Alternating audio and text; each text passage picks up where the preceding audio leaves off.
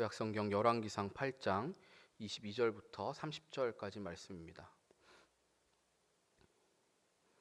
구약성경 525페이지 열왕기상 8장 22절부터 30절까지 한 절씩 교독하면서 읽도록 하겠습니다.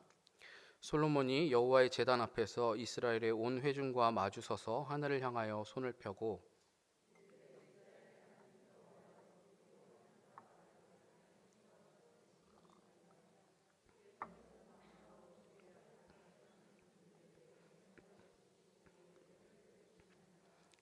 주께서 주의 종 내 아버지 다윗에게 하신 말씀을 지키사 주의 입으로 말씀하신 것을 손으로 이루심이 오늘과 같으니이다.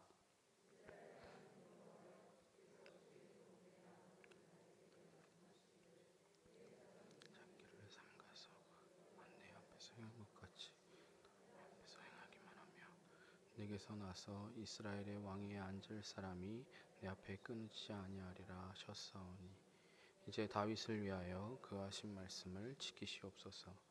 그런즉 이스라엘의 하나님이여 원하건대 주는 주의 종 내 아버지 다윗에게 하신 말씀이 확실하게 하옵소서.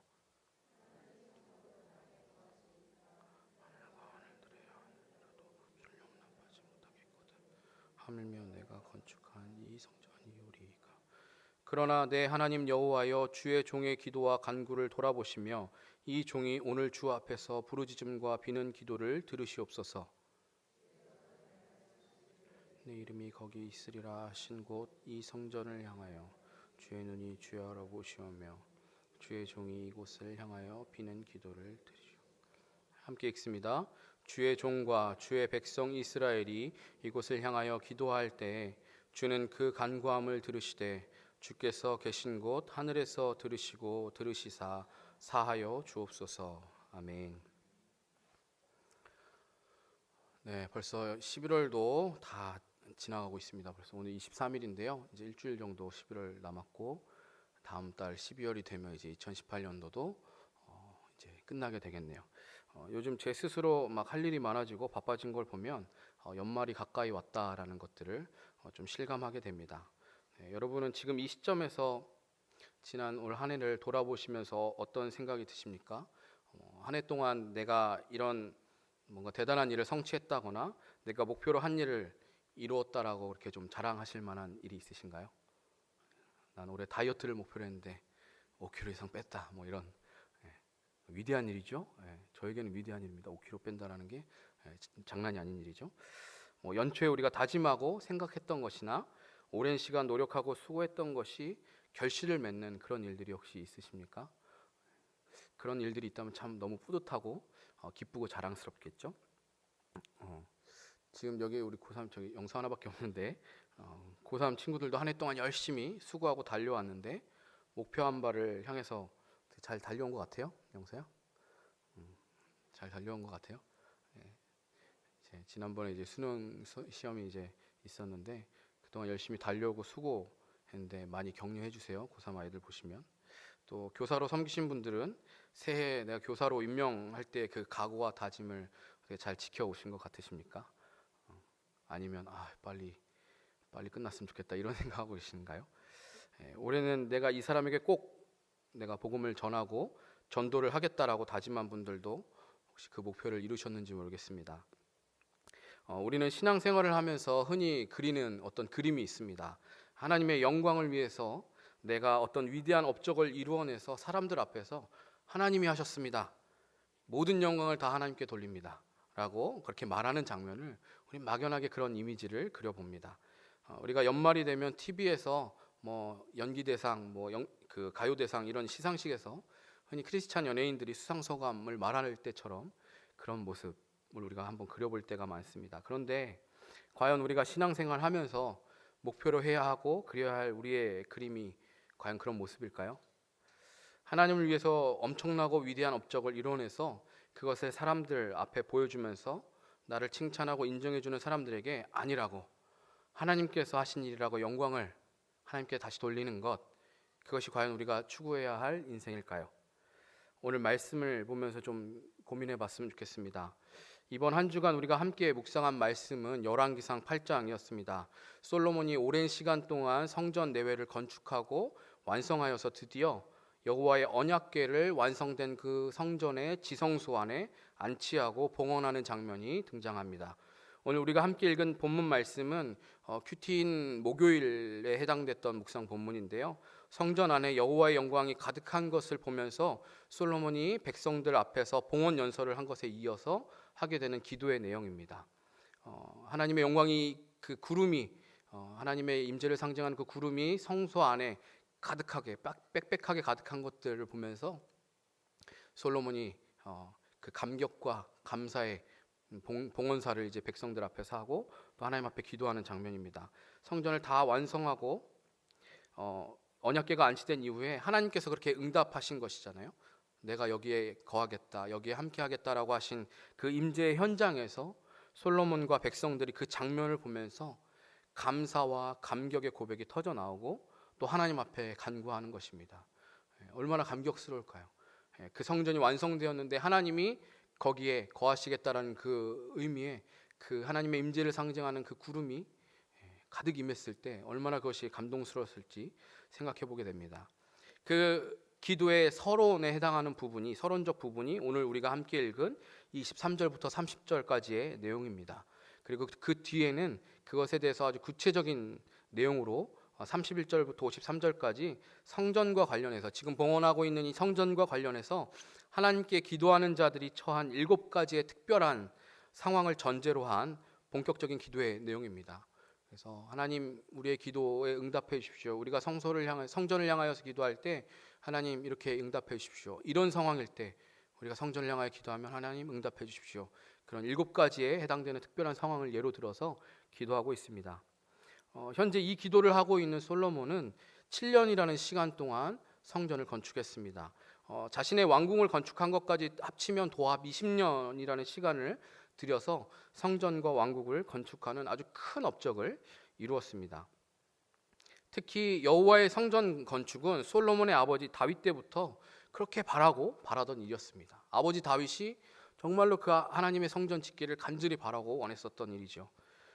비록 성전 건축은 다윗이 직접 하지 못하고 하나님이 말씀하신 대로 다윗의 아들이 이루게 되었지만 다윗은 그 모든 준비를 대부분 다 갖춰둘 정도로 여호와의 성전을 건축하는 일을 간절히 바라고 소망했던 사람입니다. 그런데 아무리 다윗이 대부분의 준비를 갖추어 두었다고 해도 사실 아들인 솔로몬이 그 성전을 건축하는 일은 우리가 생각하는 것처럼 말처럼 쉬운 일이 아니었을 것입니다. 우리 하누리 교회도 이 예배당을 건축하는 과정을 경험해 봐서 건물을 건축한다라는 것이 얼마나 어려운 일인지 우리도 잘 알고 있죠.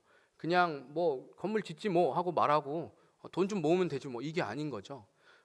그냥 이 오늘날의 건물 하나 짓는 것도 굉장히 부담되고 힘들고 어려운 일인데, 이때 당시에는 수많은 노동력과 수많은 그 재료들과 특히 주변 국가의 이해관계, 그리고 하나님의 성전을 짓는데 대충 지을 수 없잖아요. 가장 좋은 재료들을 가지고, 특히 그 레바논 백향목을 막 가지고 재료로 사용하죠. 그러기 위해서 이제 히람과 계속 이제 거래하고 하는 것들도 나오는데요.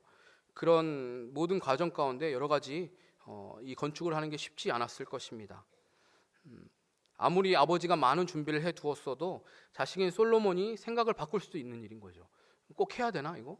이렇게 많은 돈이 드는데, 이렇게 많은 인력이 소비되는데 꼭 해야 되나? 라고 생각을 바꿔서 하지 않았을 수도 있고, 혹은 예기치 못한 상황으로 여건이 되지 않아서 마음은 있는데 그게 진행되지 않을 수도 있는 것이죠. 그러나 여호와의 성전 건축은 결국 이루어지게 됐습니다. 그래서 성전이 드디어 완성되었습니다.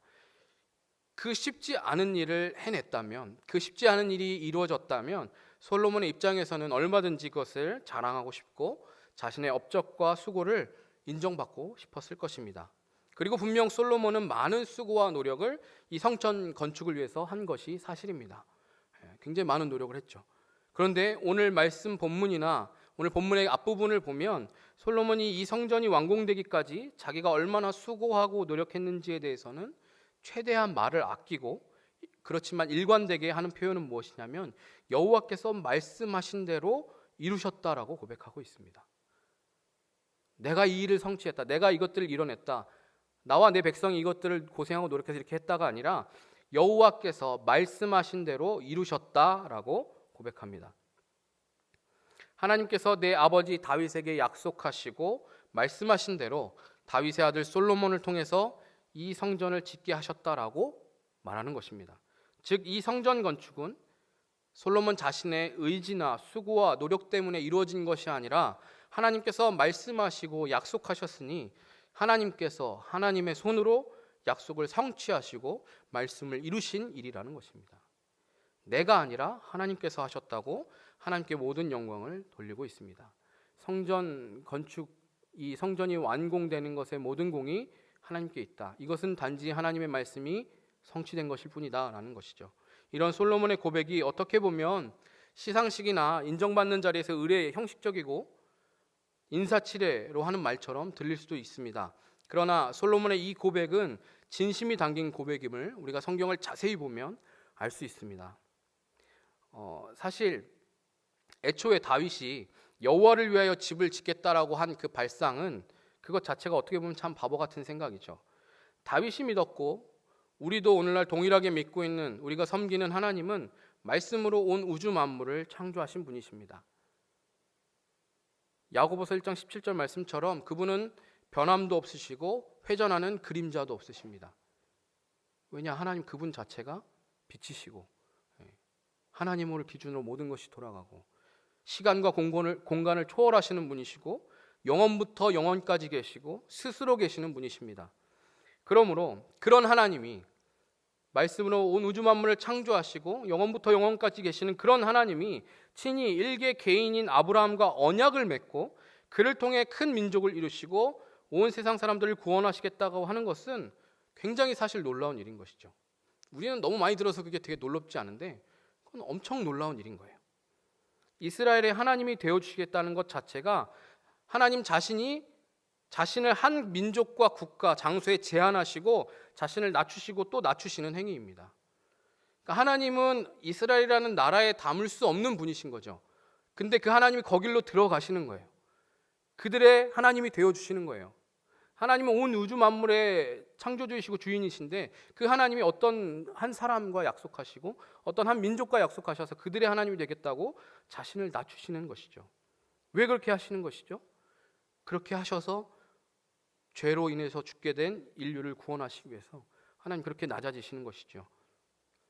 출애굽하여서 광야 생활을 하던 이스라엘 백성이 만든 언약궤는 그 언약궤가 대단해서가 아니라 그 언약궤가 굉장히 뭔가 거룩하고 대단한 능력이 그 안에 깃들어 있어서 그래서 대단한 게 아니라 하나님이 자신을 낮추셔서 하나님이 거기에 임하실 하등의 이유가 없습니다. 그런데 하나님이 자신을 낮추셔서 그 보잘것없는 사실 어떻게 보면 그냥 나무 상자예요. 나무 궤짝이에요.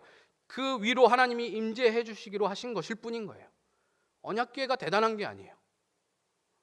하나님이 거기에 임재해 주시기로 그냥 하신 것일 뿐이에요.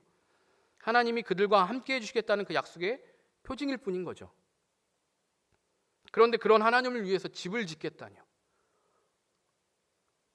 감히 어떤 건물 안에 담을 수 없는 그 하나님을 담을 집을, 하나님이 머무실 집을 짓겠다니요. 하나님이 어떤 집에 들어가실 수 있을 정도로 작은 분이십니까? 절대 그럴 수 없는 분이시죠. 그러나 하나님은 다윗의 그런 고백을, 다윗의 그런 마음을 기뻐하면서 받으셨습니다. 마치 어린아이가 부모를 위해서 종이로 집을 만들어 드리면서 내가 엄마 아빠를 사랑해서 집으로 이 선물을 드리고 싶어요. 내가 이거 만들어 왔어요. 하는 것처럼 말입니다. 그걸 보면서 어떤 부모도 이놈의 자식 이 땅을 집이라고 만들어 왔어. 아빠가 여기 들어갈 수 있을 것 같아? 차라리 집을 살 돈을 조금이라도 더 보태라. 이렇게 말하지 않죠. 그런 부모는 없습니다. 그렇게 만들어 온 그 자녀를 보면서 그 누구보다 기뻐하는 거죠. 야, 네가 나를 생각해서 이렇게 해왔구나. 네가 진짜 집을 사주는 게 아니지만 진짜 집을 얻은 것 같은 난 그 기쁨이 있다. 부모는 그렇게 생각하겠죠. 하나님을 위해서 집을 짓겠다라고 고백한 이 다윗의 고백은 그가 하나님을 진정으로 사랑했기 때문에 했던 말입니다. 왕이 된 다윗이 자신은 이렇게 좋은 궁전에서 사는데 여호와의 언약궤는, 하나님의 임재를 상징하는 그 여호와의 언약궤는 저 초라한 장막에 거하는 것이 마음이 너무 아파서 내가 하나님을 위해서 뭐라도 해드릴 게 없을까, 그 고민 가운데 그 마음을 드렸던 것이죠.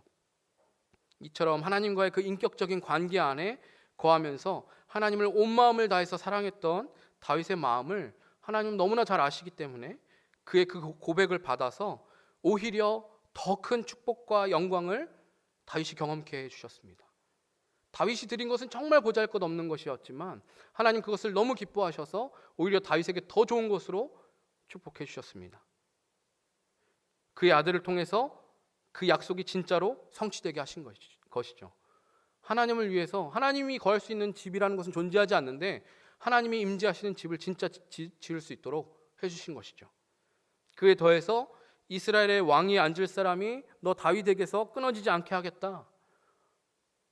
너의 혈통을 통한 그 왕자가 내가 끊이지 않게 해주겠다라는 놀라운 축복을 하나님 약속해 주십니다.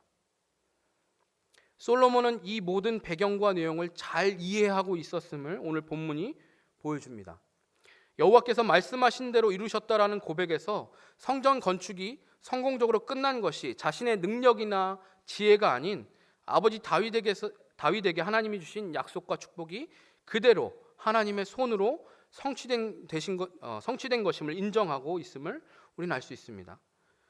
자신은 그 하나님의 말씀 성취의 통로일 뿐이고 자신이 드러내고 자랑할 것이 아님을 그는 알고 있었던 것이죠. 성전에 여호와의 영광이 가득한 것을 볼 때 진정 하나님이 이곳에 임하셨고 하나님 그 약속을 이루셨고 이것은 곧 아버지 다윗과 맺으신 언약이 정말로 성취되었다라는 그 사실을 그와 백성이 목도하게 된 것이죠. 하나님이 네 아들을 통해서 내가 거할 집을 만들게 하겠다. 근데 하나님이 진짜로 임재하셔야지 그게 맞는 얘기잖아요. 근데 하나님이 진짜 임재하시잖아요. 제사장들이 아무것도 할 수 없을 정도로 강력한 그 임재가 그 성소 안을 가득 메운 그 구름 때문에 아무것도 할 수 없을 정도로 그 하나님의 놀라운 임재가 그 누구도 부인할 수 없는 이건 하나님이 임재하신 게 맞다라고 고백할 수밖에 없는 그 임재가 이 시간 임하게 된 것이죠. 23절 말씀 뒷부분을 보시면 주께서는 온 마음으로 주의 앞에서 행하는 종들에게 언약을 지키시고 은혜를 베푸시나이다 라고 고백합니다. 솔로몬은 아버지의 인생을 보면서 그리고 자신이 하나님을 경험하면서 이런 사실을 잘 알고 있었기 때문에 이 고백을 할 수 있었던 것이죠. 온 마음으로 주의 앞에서 행하는 종들에게 하나님은 그 언약을 반드시 지키시고 은혜를 베푸시는 분이시다. 아버지를 봐도 알 수 있고 자기가 지금까지 경험해온 바도 그게 확실한 것이죠. 왕인 내가 머리가 좋고 능력이 있어서 나라가 부강해지고 위대한 업적을 이루는 것이 아니라 내 아버지 다윗처럼 온 마음으로 주의 앞에서 행하며 하나님을 사랑하는 자들에게는 하나님께서 언약을 지켜주시고 은혜를 베풀어 주신다는 사실을 그는 너무나 잘 이해하고 있는 것입니다. 그리고 그는 하나님이 아버지 다윗과 약속하신 다윗 언약의 큰 맥락 두 가지 중에서 하나를 놓고 지금 기도하고 있는 것입니다. 다윗 언약은 두 가지로 설명할 수 있는데 하나는 이미 성취된 내용이죠. 여호와의 성전이 건축되는 것. 하나님이 그 언약을 신실하게 이루셨습니다. 그리고 나머지 하나는 앞으로 장차 이루어질 것인데 다윗으로부터 나서 이스라엘의 왕이 앉을 사람이 끊어지지 않는 것입니다. 앞으로 영원토록. 실제로 그렇게 되었고요.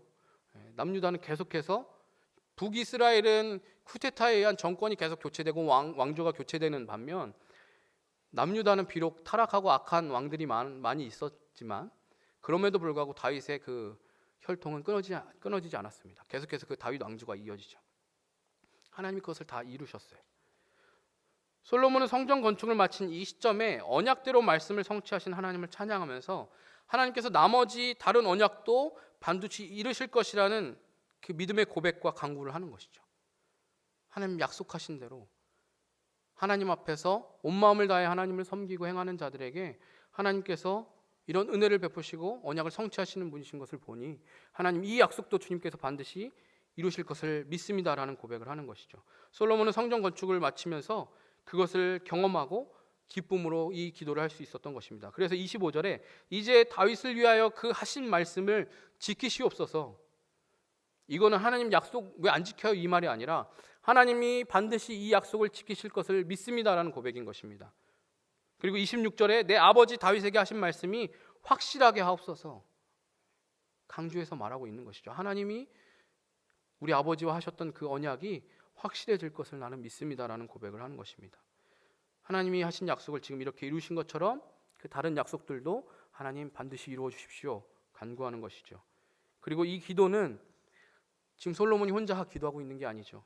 온 회중이, 온 백성이 듣는 앞에서 하는 기도입니다. 25절을 보면 그 언약이 성취되기 위해서 다윗의 자손이 지켜야 하는 조건이 있습니다. 내 자손이 자기 길을 삼가서 내가 내 앞에서 행한 것 같이 내 앞에서 행하기만 하면, 이러한 조건이 달려 있어요. 이것은 이 기도를 함께 듣고 있는 백성들에게 솔로몬이 이야기하는 거예요. 내 아버지 선왕 다윗이 자기 길을 삼가고 온 마음으로 주의 앞에서 행한 것처럼 너희도 행하라고 백성들과 또 자기 자신에게 그렇게 선포하는 것이기도 합니다. 하나님 앞에 온 마음으로 행하는 종들에게 하나님은 반드시 언약을 지키시고 은혜를 베푸시는 주님이신데, 그 주님께서 너희 각 사람에게도 이와 같이 하실 것이니 하나님 앞에서 행하고 하나님을 섬겨라 라고 말하는 것입니다. 그러면서 27절에 솔로몬의 고백을 보면 그의 이 고백들이 진정으로 여호와를 하나님으로 인정하면서 섬기기에 진심으로 하는 고백임을 우리는 더 잘 알 수 있습니다. 27절, 하나님이 참으로 땅에 거하시리이까 하늘과 하늘들의 하늘이라도 주를 용납하지 못하겠거든 하물며 내가 건축한 이 성전이오리이까.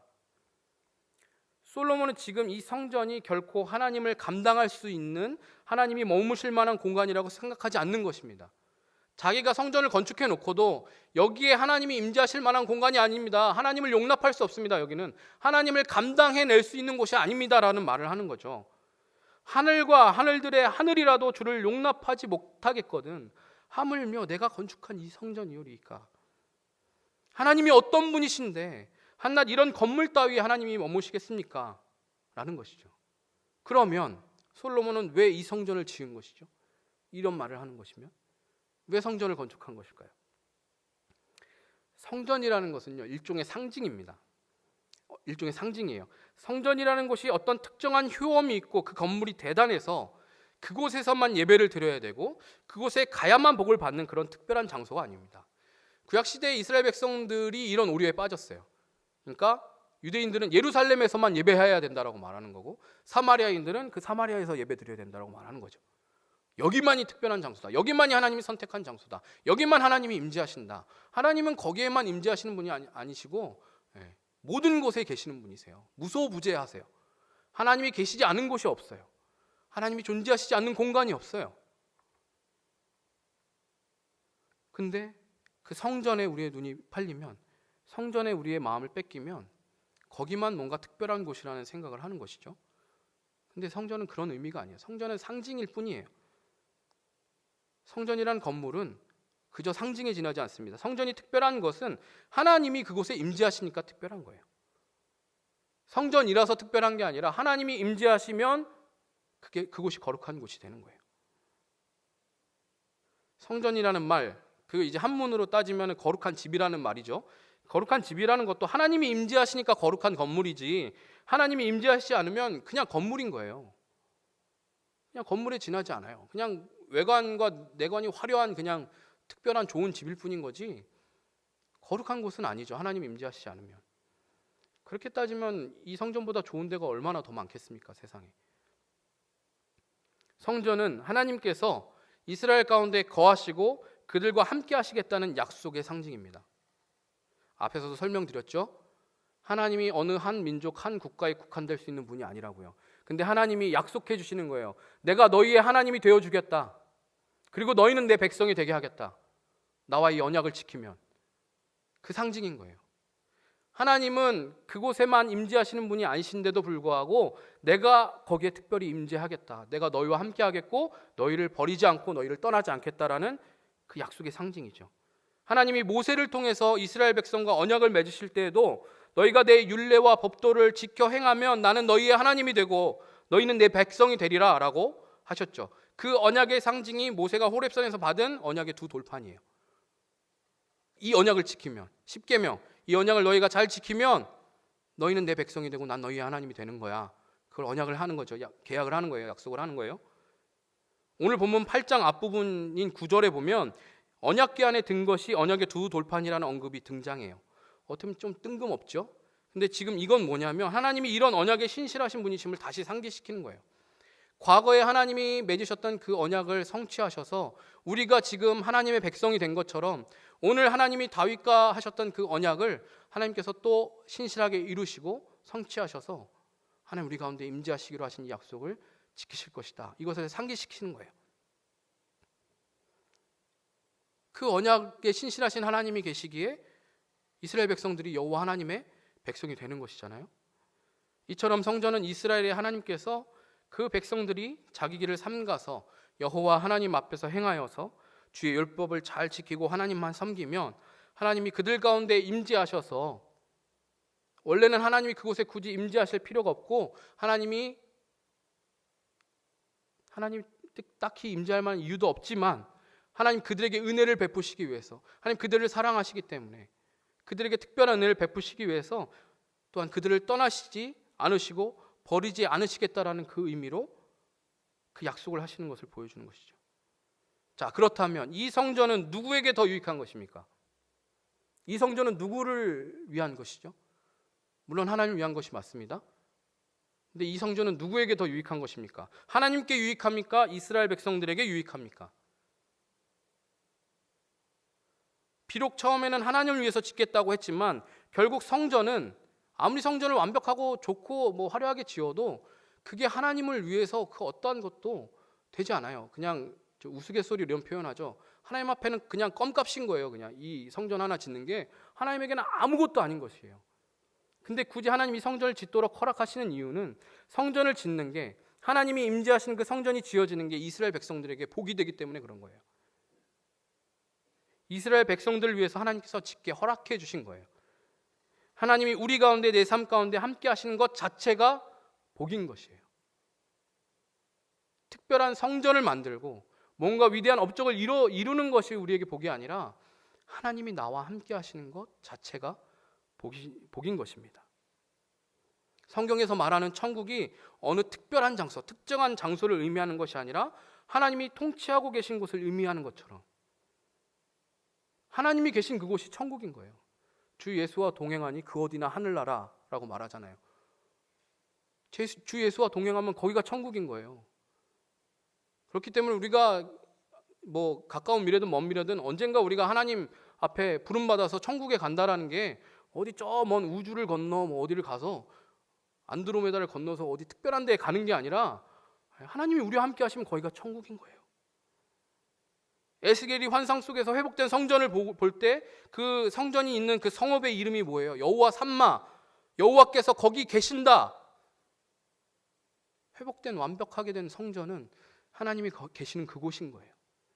뭔가 대단한 걸 만들어서 뭔가 외형을 갖춰서가 아니라 여호와께서 거기 계시면 그곳은 거룩한 곳이에요.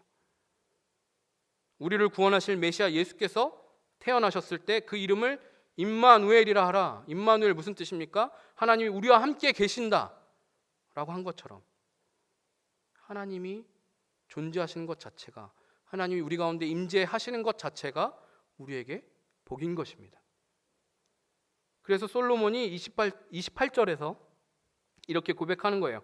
이 성전이 어떻게 감히 하나님을 감당할 수 있겠습니까? 결코 그럴 수 없을 만큼 위대하신 하나님이시지만 그럼에도 불구하고, 아니 오히려 그런 하나님이시니까 더더욱 우리와 함께 해주셔야 되고 우리의 기도를 들어주셔야 됩니다라고 간구하는 거예요. 그런 하나님이니까 우리가 절대 하나님 포기할 수 없어요. 하나님 우리의 기도를 들어주세요. 하나님이 임재하시는 이곳을 향해서 우리가 기도할 때 하나님 응답해 주세요. 우리의 부르짖음과 비는 기도를 들어달라는 말은 결국 하나님께서 나와 백성들과의 인격적인 관계, 사랑의 관계를 끊지 않으시고 우리를 버리지 마시고 영원히 우리와 함께 해달라는 간구인 것이죠. 그래서 하나님이 우리와 함께 하신다는 상징인 이 성전을 향해서 주의 종이나 백성들이 기도하면 주님은 그 간구를 들으셔서 우리의 죄를 용서해 주시고 하나님과의 관계를 회복시켜 달라고 기도하는 거예요. 성전이 중요한 게 아니라 하나님이 우리를 버리시지 않는 게 중요한 거예요. 하나님이 우리를 떠나시지 않는 게 중요한 거예요.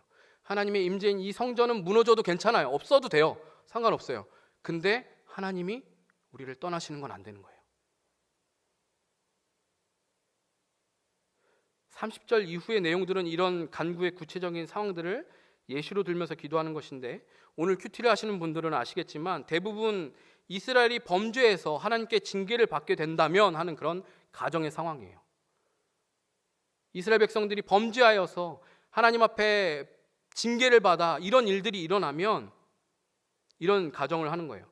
솔로몬은 비록 이스라엘이 범죄해서 하나님 앞에 징계를 받아도 그 징계를 통해서 이스라엘 백성들이 죄를 깨달아서 하나님이 우리와 함께 하신다는 상징, 그 성전을 향해서 그 성전을 바라보면서 회개하고 돌이키면 하나님 용서해 주십시오, 하나님 그렇게라도 돌이킨다면 하나님 우리를 포기하지 마시고 버리지 말아 주십시오, 하나님 우리에게서 떠나지 말아 주십시오 라고 기도하는 것이죠. 솔로몬에게 성전은 내 위대한 업적이 아니라 하나님의 임재라는 은혜와 언약의 성취의 상징입니다. 하나님이 얼마나 위대하신 분인지와 그런 하나님이 죄인된 우리 안에 오셔서 우리와 함께 해주신다는 감격스러운 사랑과 은혜를 의미해요. 하나님이 이 성전을 지어서 임재하신다는 것은 옷을 머리끝부터 발끝까지 앙드레 김 그 선생님처럼 흰 옷으로 입은 사람이 돼지 우리 속으로 들어가는 것과 똑같은 거예요. 거룩하고 흠없으시고 완벽하신 그 하나님이 온갖 더럽고 추악한 죄로 가득한 인간들 가운데 오신다는 것은 그만큼 견딜 수 없고 상상할 수 없고 있을 수 없는 일인데, 하나님은 백성들을 사랑하신다는 그 이유로, 그리고 다윗과의 그 언약을 성취하시기 위해서, 지키시기 위해서 그 돼지우리와 같은 죄악이 가득한 그곳에 하나님은 임재하시는 거예요.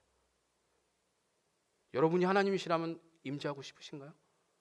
하나님은 임재하시는 거예요. 오늘 말씀을 통해서 우리는 깊이 생각해 봐야 합니다. 매년 연말이 되면 교회에서 사역 신청을 받죠. 내년도 사역, 이런 사역이 있습니다. 함께 동참해 주십시오. 지금 사역 박람회를 하고 있습니다. 교회 각 교육부서나 사역들을 홍보하고 또 신청서를 지난 주일에 다 나눠드렸어요. 신청 받고 있습니다. 교회 안에 섬김의 손길이 필요한 곳은 정말 많은데, 매년 느끼는 것이지만 어느 교회나 그래요. 다 그런데 정말 인원이 부족해요. 물론 부족한 대로 교회는 잘 돌아갑니다. 하지만 더 있으면 좋겠다, 더 손길이 있었으면 좋겠다라는 생각을 늘 하게 됩니다. 교사가 늘 그렇게 부족해요. 우리 교회는 이만큼 인원이 많아졌는데도 늘, 저는 이제 작년까지 청소년부 했었잖아요. 교사가 늘 그렇게 부족해요. 청년부에 왔더니 리더가 그렇게 부족해요. 다 부족하네, 어딜 가나. 제가 청소년부를 섬기면서 교사를 막 이 사람 저 사람 여러분들에게 이제 권유를 했을 때 거절하시는 분들의 하시는 말씀들이 대부분 이런 말이에요. 저는 부족해서 할 수가 없어요. 저는 바빠서 할 수가 없어요. 이런 말들이에요. 서두에 말씀드렸지만 우리는 자꾸 하나님을 위해서 무엇인가 특별하고 대단한 것을 해야 된다는 강박이 있는 것 같아요. 그런데 생각해 보십시오. 우리가 감히 하나님을 위해서 무엇을 해드릴 수 있단 말입니까? 우리가 교회 봉사하는 것, 그게 과연 하나님을 위한 일일까요? 그게 과연 하나님께 얼마나 영광이 될까요? 그게 하나님께 얼마나 이득이 될까요? 그러니까 해도 되고 안 해도 된다, 뭐 이런 얘기 하는 게 아니에요.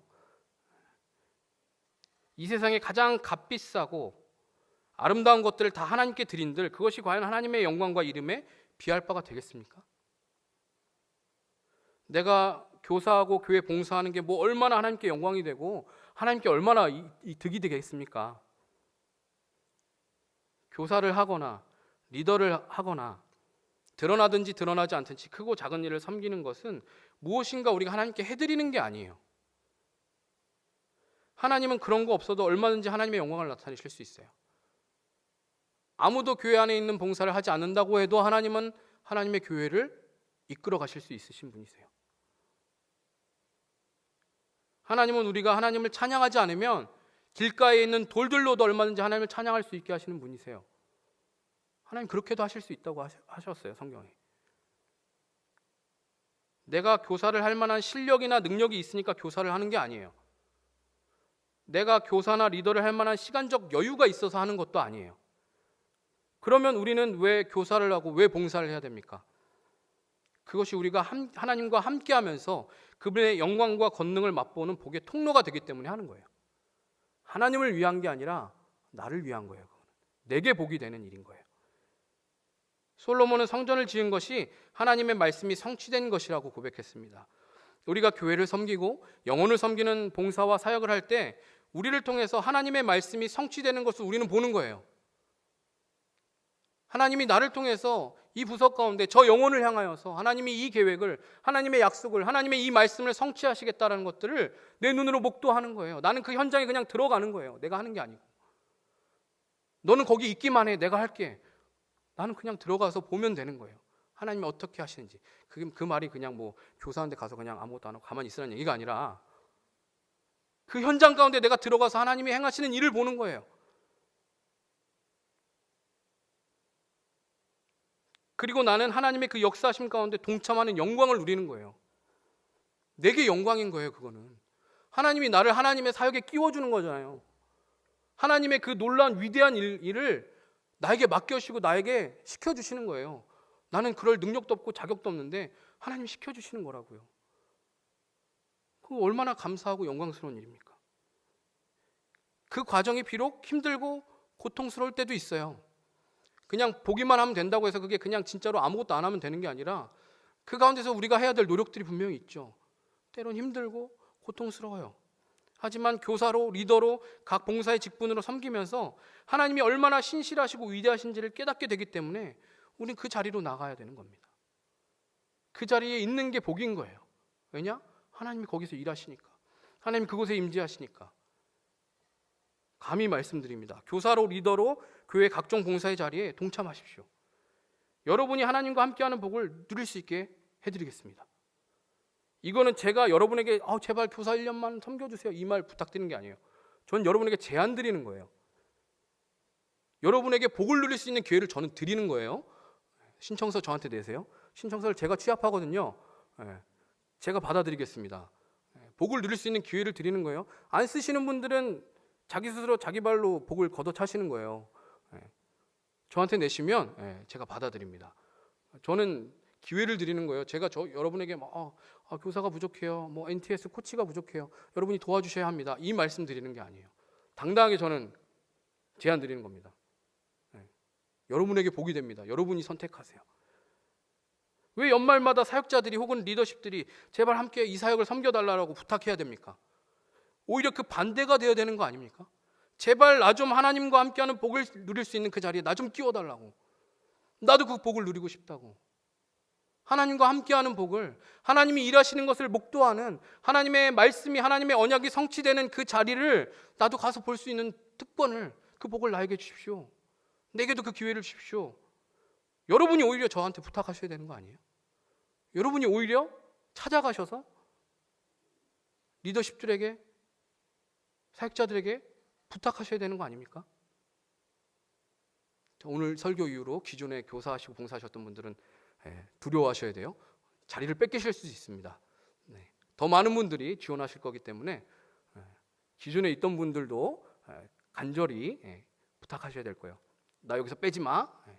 그렇게 하셔야 돼요. 나는 부족하다고요? 나는 바빠서 안 된다고요? 그 일을 여러분이 이룰 수 있고 감당할 수 있는 일입니까? 한 영혼을 살리는 거 여러분이 감당하실 수 있는 일이에요? 바빠서 안 된다고요? 하나님과 함께하는 복보다 여러분에게 더 중요한 게 있습니까? 나를 통해 하나님의 말씀이 성취되고 하나님의 사역에 쓰임받는 영광을 누리는 저 여러분 되시기를 간절히 부탁드립니다.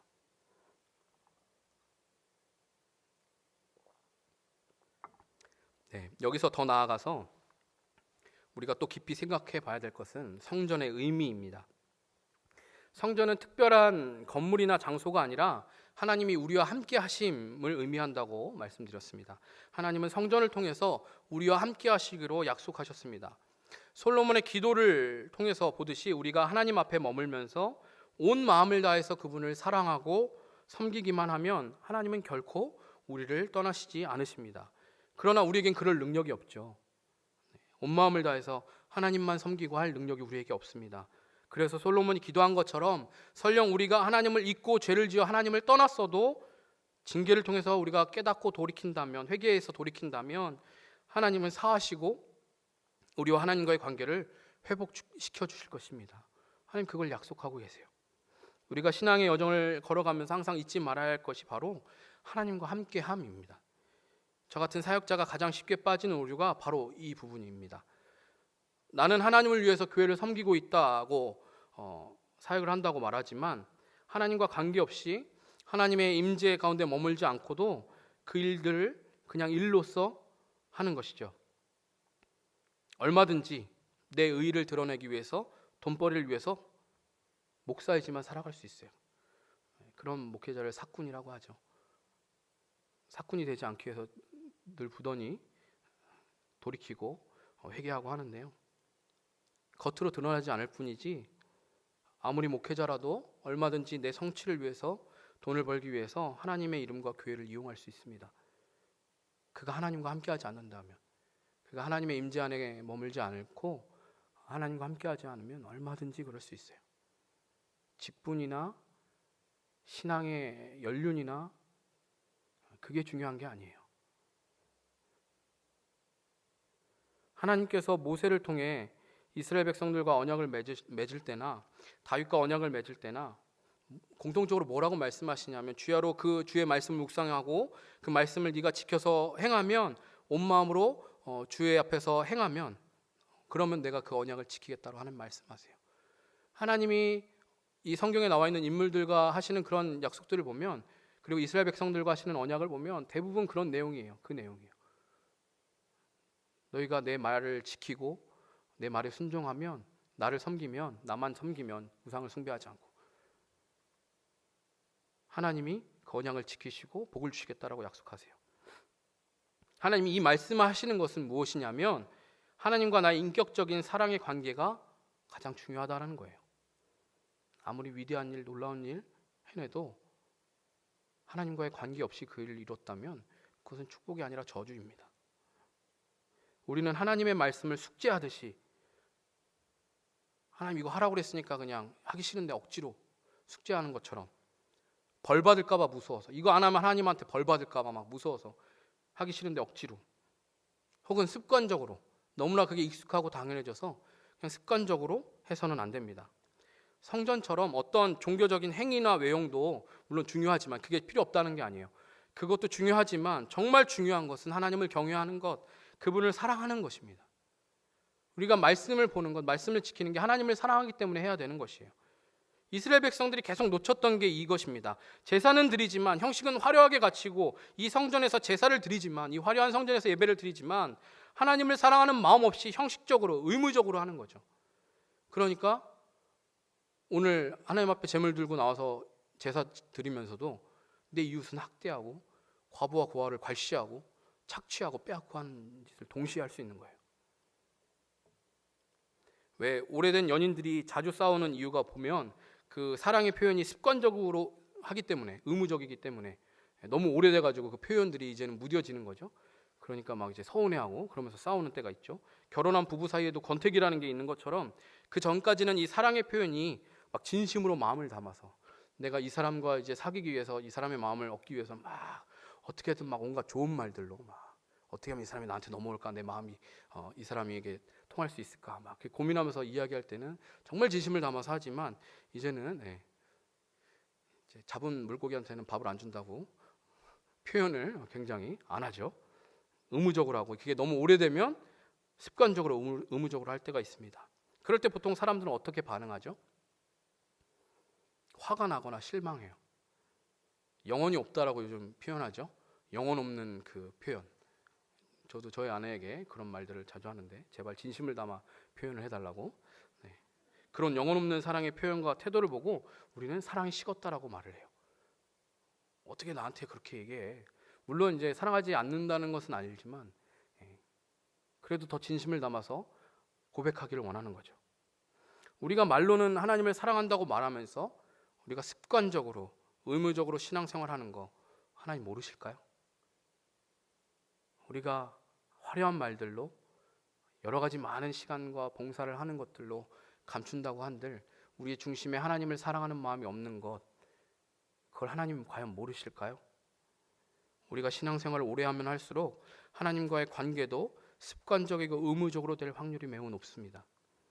사람과의 관계도 그러한데 하물며 보이지 않는 하나님께는 어떻겠습니까?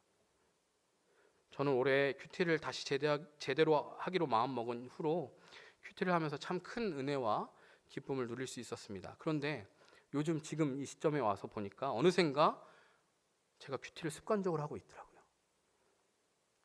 큐티를 통해서 내가 하나님을 만나기를 기뻐하고 하나님 나에게 뭐라고 말씀하신지 듣고 싶어서가 아니라 그냥 해야 되니까 하고 있더라고요.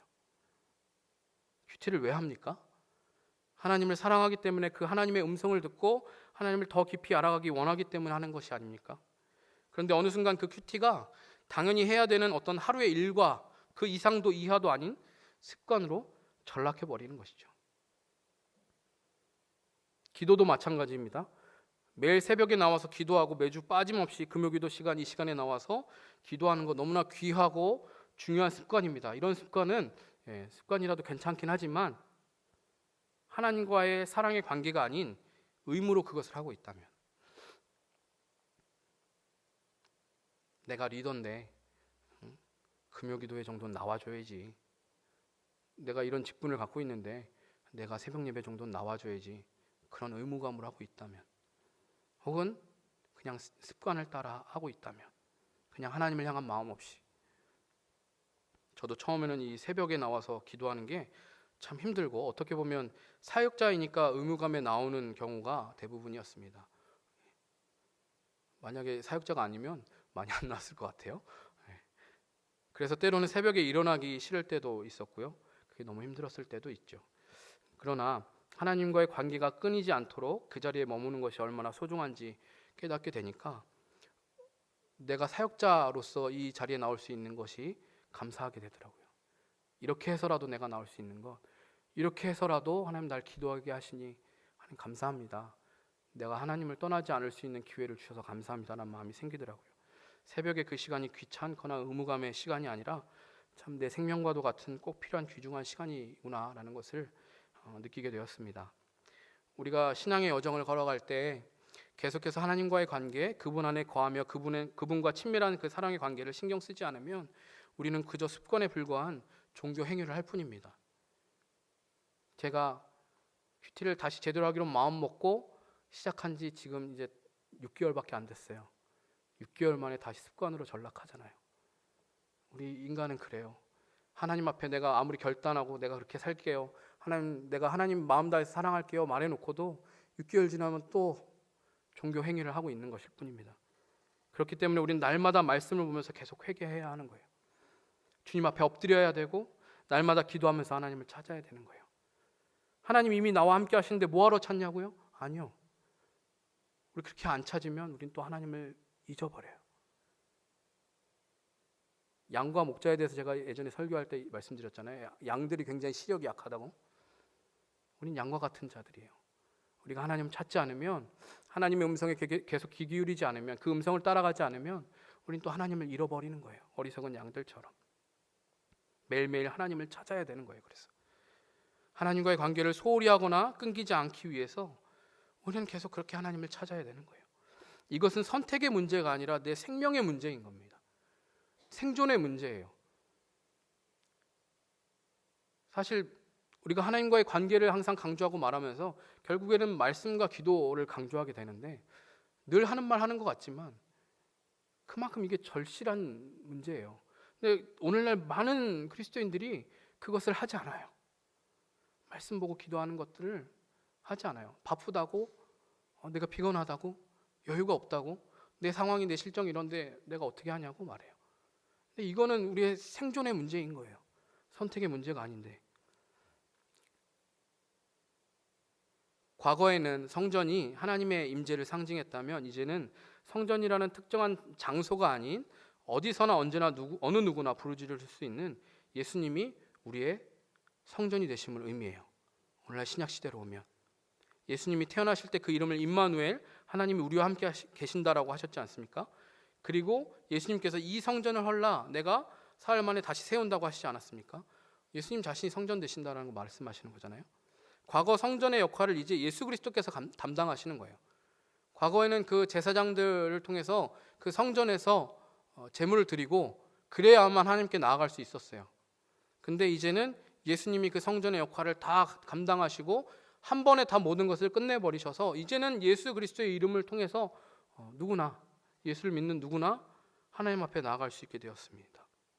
그렇기 때문에 우리는 지금도 성전을 향해 유대인들처럼 기도하는 게 아니라, 유대인들은 지금도 성전을 향해서 기도하잖아요. 성전을 의지하는 거예요. 근데 우리는 그렇게 기도하는 게 아니라 시간과 장소에 상관없이 성전이 있는 그 방향으로 기도하지 않아도 돼요. 그 반대로 놓고 기도해도 돼요. 우리는 예수 그리스도의 이름으로 예수님께 기도하는 거예요. 그리고 그 성전 되신 예수님이 우리 가운데 거하신다라고 말씀하세요. 예수의 영이신 성령이 우리 가운데 거하십니다. 내가 예수님을 믿는다고 예수님 영접한 그 순간부터 성령님이 내 안에 내주하시고 나를 떠나지 않으세요. 그래서 우리도 성전이라고 말씀하세요. 왜냐? 예수님이 우리 가운데 거하시니까. 우리도 성전인 거예요. 그렇기 때문에 언제 어디서나 우리는 예수님께 나아갈 수 있어요. 언제 어디서나 예수님을 찾을 수 있고요. 그 성전을 향해서 기도할 수 있는 사람들인 거예요. 성전을 향해서 기도한다는 것은 결국 오늘 내 안에 계신 예수님께 나아가는 것이고, 그분의 몸된 공동체인 교회를 이루어서 함께 예수님을 바라보는 것을 의미하는 거예요. 나도 성전이고 내 안에 거하시는 그 예수님 내 안에 거하시니까 나도 성전이고, 그 성전된 그리스도인들이 모인 예수 그리스도의 몸된 공동체인 교회도 성전인 거예요. 교회 건물이 성전이 아니라 우리 그리스도인들이 모인 그 모임이 성전이라고요. 하나님이 임재하시는 곳. 이 신앙의 여정 가운데 날마다 하나님과 함께하는 복을 누리는 저와 여러분 되기를 간절히 축원합니다. 그러니까 여러분 개인적으로도 하나님께 나아가셔야 되고, 날마다 예수님을 붙잡고 예수님의 이름을 의지하여서 기도하셔야 되고, 그래서 여러분은 교회에 오셔서 예배드리셔야 하고, 이 공동체에 소속돼서 함께 기도해야 하는 거예요. 습관이나 의무가 되지 않도록 말씀과 기도로 항상 점검하시고 예수님 앞에 나아가시고, 또한 죄를 지었을 때는 돌이키시기를 축원합니다. 사랑하는 여러분, 말씀 마무리합니다. 하나님을 위해 위대한 일을 할 생각을 하지 마시고, 지금 내게 주어진 작은 책임과 의무가 하나님이 주신 것임을 알고 하나님을 사랑하는 마음으로 그 일을 잘 감당하실 수 있기를 바랍니다. 그래서 이 그리스도인은 예수를 믿는다는 핑계로 집안일을, 가족과의 관계를, 직장일을 소홀히 할 수 없습니다. 내가 하나님이 거하시는 성전이에요. 그럼 내가 있는 그곳도 성전이 되어야 되겠죠. 그럼 그 어떤 것 하나 우리가 소홀히 할 수 없습니다. 바쁘다, 능력이 없다라는 핑계로 그리스도의 몸된 교회를 섬기는 자리를 떠나지 마시기 바랍니다. 하나님의 말씀이 성취되는 일에 거기에 나는 동참하는 것일 뿐입니다. 하나님의 능력과 영광을 경험하는 그 은혜와 축복의 자리를 내가 누리는 것일 뿐이에요. 바라기는 모든 분들이 그것을 누리셨으면 좋겠어요. 내가 하는 것이 아니라 하나님이 하시는 일에 나를 끼워주시는 거예요. 나를 동참시켜 주시는 거예요.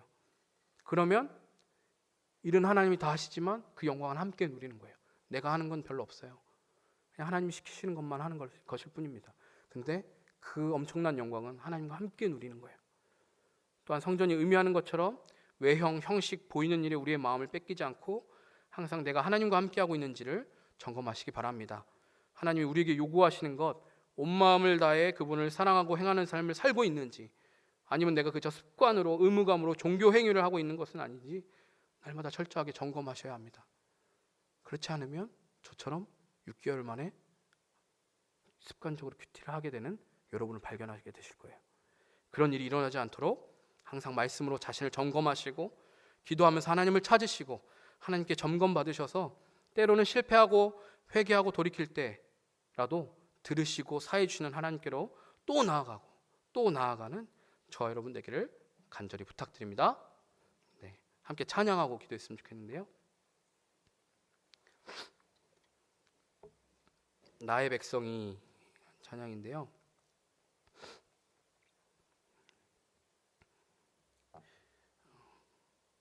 나의 백성이 다 겸비하여 내게 기도하며 나의 얼굴을 구하여서 그 악한 길 떠나면 하늘에서 듣고 죄를 사하며 그들의 땅을 고치리라. 이 찬양의 가사가 되는 성경 구절이 역대하 7장 14절 말씀이에요.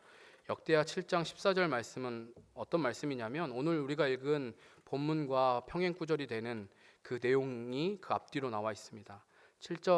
역대하 7장에서 보면 솔로몬이 하나님 앞에 성전을 이제 봉헌해 드리면서 기도하는 그 장면이 동일하게 등장하고요. 그리고 그 이후에 하나님이 솔로몬에게 처음 나타나셨을 때처럼 다시 솔로몬에게 나타나십니다. 처음 나타나셨을 때는 너를 위해서 무엇을 해줄까 했을 때 솔로몬이 듣는 마음을 주십시오라고 기도했던 것처럼 하나님 그때 나타나셨던 것처럼 또 솔로몬에게 나타나셔서 그 성전 봉헌식 때 하나님께 기도하고 간구했던 것을 하나님이 들어주시겠다라고 말씀하시는 거예요. 그래서 그 내용으로 하나님이 이 말씀을 하시는 것입니다. 그래서 역대하 7장 14절 말씀은 솔로몬이 그 예로 들었던 그 많은 그 하나님 앞에 징계받는 그 상황 가운데 우리가 회개하고 돌이키면 하나님 그 기도를 들어주시고 우리를 사하여 주십시오 라는 그 기도에 대한 하나님의 대답인 거예요. 그 7장 14절 말씀이 내 이름으로 일컫는 내 백성이 그들의 악한 길에서 떠나 스스로 낮추고 기도하여 내 얼굴을 찾으면 내가 하늘에서 듣고 그들의 죄를 사하고 그들의 땅을 고칠지라. 솔로몬의 이 기도에 하나님은 약속하셨고 실제로 응답하셨어요. 그래서 이 나라가 망했을 때에도 북이스라엘 남유다가 다 망하고 이들의 나라가 사라지고 성전이 다 회파되고 남은 것이 아무것도 없는 그 상황에서도 그들이 그 땅에서 포로로 끌려간 그 땅에서 회개하고 부르짖었을 때 하나님은 그 땅으로 다시 돌아오게 하셨어요. 오늘 우리의 삶 가운데 이 기도가 응답될 수 있기를 원합니다. 함께 이 찬양을 하면서 하나님, 내가 지금 하나님을 떠나 죄악 중에 거할지라도 하나님, 내가 돌이키고 회개하기를 원하시는 그 하나님, 내가 회개하면 하나님 사하여 주시겠다고 말씀하시는 그 약속을 붙잡고 내가 나아갑니다. 하나님, 우리에게 은혜를 주십시오. 하나님, 우리가 다시 한번 주님 앞에 엎드릴 수 있는, 하나님이 우리를 떠나시지 않고 하나님 우리 가운데 거하시는 그 놀라운 생명의 축복을 누리는 삶을 살게 해주십시오라고 우리 같이 기도했으면 좋겠습니다. 찬양하겠습니다. 나의 백성이 겸비하여 내게 기도하며 나의 얼굴을 구하여서 그 악한 길 떠나며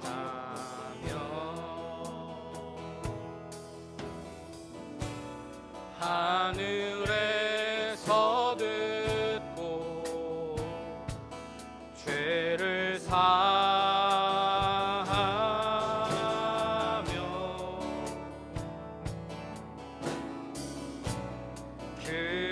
그들의 땅을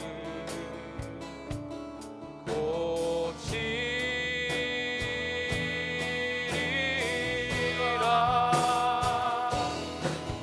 아버지여,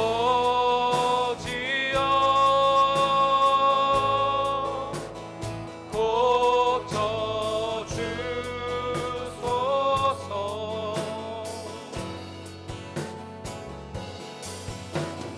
이 나라 주의 것 되게 하소서.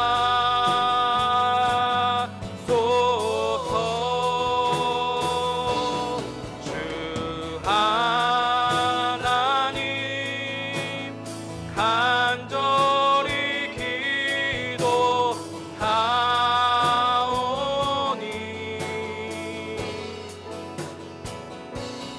상한 이 땅 새롭게 하소서.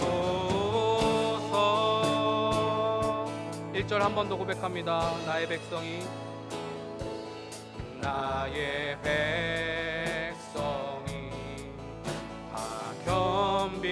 겸비하여 내게 기도하며 나의 얼굴을 구하여서 그 악한 길 떠나며 하늘에서 듣고 하늘에서 듣고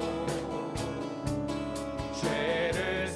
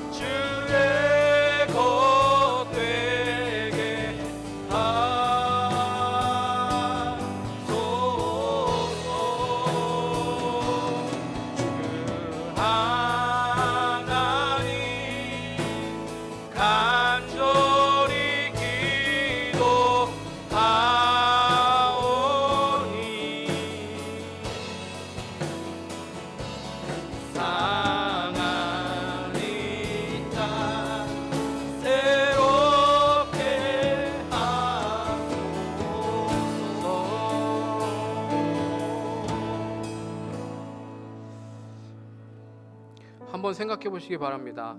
솔로몬이 그 성전 봉헌식을 하면서 하나님 앞에 이렇게 기도했을 때 하나님은 솔로몬에게 직접 나타나셔서 이렇게 응답하셨어요. 하나님이 응답을 주신 것 자체가 얼마나 감사하고 얼마나 놀랍고 감사한 일인지 모르겠습니다. 자격 없는 우리에게 죄를 지었음에도 불구하고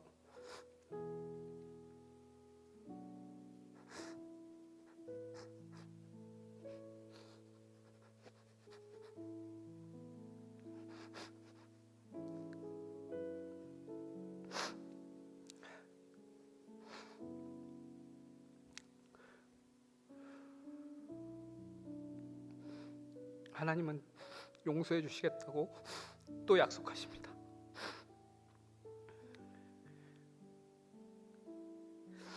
그런 하나님 앞에 우리는 마치 우리가 하나님을 위해서 뭔가 할 수 있는 것처럼, 우리가 마치 무엇인가 대단한 걸 할 수 있는 존재들인 것처럼, 죄를 짓지 않는 것도 할 수 없는 자들인데 하나님을 위해서 마치 우리가 무엇인가 위대한 것을 할 수 있는 것처럼 오늘도 착각하면서 살아가고 있지는 않지요. 하나님, 오직 주의 말씀이 성취되는 그 자리에 나를 세워주십시오. 나를 사용하여 주십시오. 하나님의 영광과 능력을 경험하는 그 복된 자리에 특별히 공동체를 섬기고 이웃을 섬기는 그 현장에 제가 동참하여서 복을 누릴 수 있게 하여 주십시오. 또한 이 신앙의 여정 가운데 하나님, 성전이라는 그 외형이나 형식에 내 마음을 뺏기지 않고 진정으로 하나님을 사랑하는 마음을 놓치지 않게 해달라고 우리가 기도했으면 좋겠습니다.